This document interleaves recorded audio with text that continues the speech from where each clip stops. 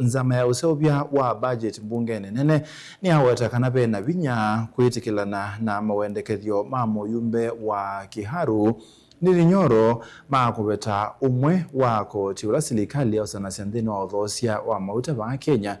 Mwanikibila wa nzama Samuel Atandi hainena nthini wa kikalo kila nzama atwaisya na Ndindi-Nyoro na awetakana bai undu batonyeka nzama ino ikawala budget ya uthukumi wa mwaka wa 2026 wala athambalala kana koti ula serikali yausanasia uthosya ni wa mauta no tumika kumbania ilobia sia kukwata mbau budget muyumbe wa Kiharu Ndindi-Nyoro ni wawetakana anawebuso no kutanzama ilawa mwene kibila wayo undu wa kuwala budget ya mwaka uwambe wa kimanza cha silingi bilioni ya nayimwe mwaka mwao no kutueleza. Tina wa spika wa mbunge nene Moses Wetangula kumwithia ya muyumbe wa kiliumbunge cha Kiharu Ndindi-Nyoro kuthacha mawendekethyo make makuthinikia wambatu wa mathoa ma mauta mbe wa nzama ya usovyo wa budget. Yumuyumbe uu ni wavika mbe wa nzama isu. Chairman Emeritus, welcome. Kithito cha Nyoro kuthinikia wambatu wa mathoa ma mauta kioneka kwenda kuvunyanguka. Itina wa mwene kivila wa nzama ino Samuel Atandi kuwetakana nzama ino ni yaitwe kila itona kuvetanga nthini wa budget ya mwaka huu. Na vala Nyoro wawetakana kwina wanangiko mwingi wa ilovia sia mwene nthi na we endekethya budget ya mama maofisi manene vanthi ya Kenya yo langwe. I want to sincerely speak to you and tell you that there is no room for us to cut the budget. We were trying to cut 100 billion off the budget. We were not able to do it. We can't do it. I actually have proposals that can save the expenditure side of 100 billion shillings. One area that I'm targeting is that we have to decimate completely, almost completely, foreign travel. And foreign travel here, I mean for everyone. As members of parliament leading the way, the executive and the judiciary.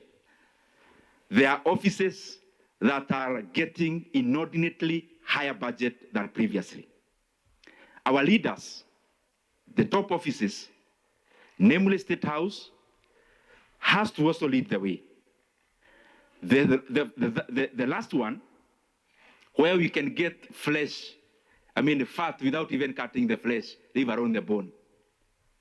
Nthini wa kikalo ki ni kwa kusiwa mwelevanio wa ndeto itina wa ambunge amwe kumukulia Nyoro ni kiutathi ni kia mathina a vindani thila wa mwene kivila wa nzama ino na vala wawetakana thila waungamia nzama isu ni wathinikia maundu mailovia sia gutumania mathoa ma mauta kana subsidy.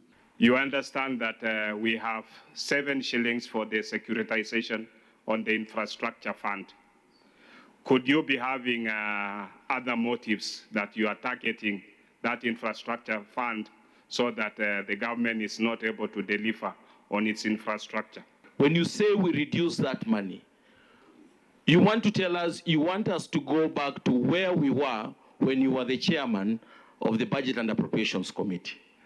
Securitization has helped us in supporting all the stalled roads and started new roads. Thank you. With all due respect, the issue of securitization, I have done so. So I'm not even purporting. I have asked Parliament to give me any document there is about securitization.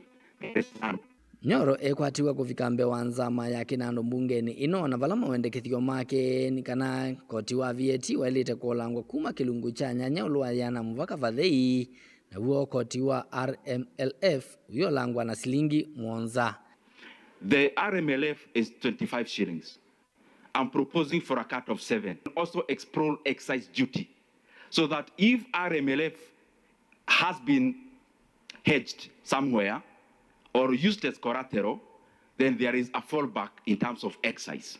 Reduction of VAT from the current 8% to 0, which technically we call it tax exempt. Koti ya vilingi wa muvoni toa mwaka mweu.